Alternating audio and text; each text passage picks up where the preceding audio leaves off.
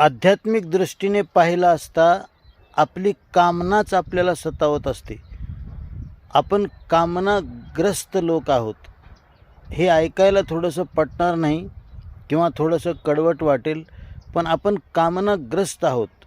24 तास आपण सतत कामनेने भरलेलो आहोत आणि म्हणून आपली बाहेर पडणारी दृष्टी ही सुद्धा कामनाग्रस्त असते.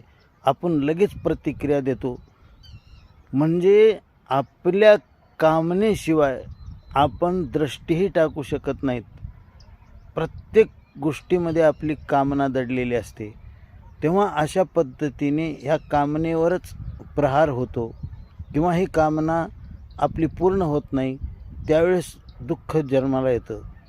तर अशा पद्धतीने आपल्याला सतावणारी आपली कामनाच आहे, हे प्रत्यक्ष आपल्या जीवनामध्ये आपल्याला पाहता आलं पाहिजे.